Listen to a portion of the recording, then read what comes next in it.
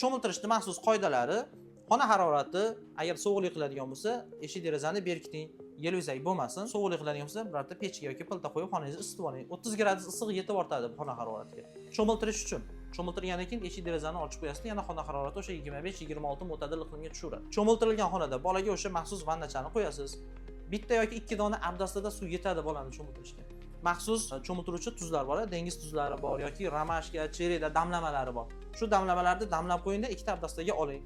Bolani bir kishi ushlab tursin. Boshdan oyoq suvni quyasiz. Boshiga bolalar uchun shampun, badaniga bolalar uchun sovun. Surkaysizda yana bir marta quyib yuborasiz. Bir 3 minut yoki 5 minut vaqt ketadi shunga. Bo'ldi, quritasiz, quloqlar, burunlarini haliga suv quyqalardan tozalaysizda, toza kiyimni kiygizib, upalarda surkab, cho'miltirilgan xonada emizib uxlatasiz bolangizni. O uyda burchagidagi hammomda bolangizni cho'miltirib, keyin mana bu uyda burchagidagi bolangizni uxlaydigan uyga ko'tarib tashqarida olib kelmaysizda.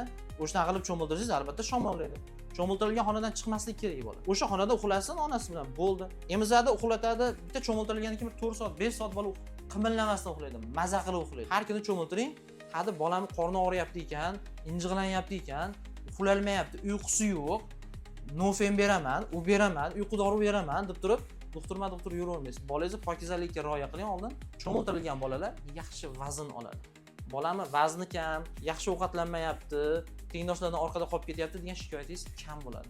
Ota-onalarga maslahatim, farzandini tez-tez cho'miltirsin. Oyligini kutmasdan, chillasini kutmasdan tug'ildi, tug'ruqxonadan olib chiqdi, 3 kunda olib chiqdimi, bo'ldi, cho'miltirib, quloqiga azondan aytib, ag'iga kunda cho'miltirib tursin.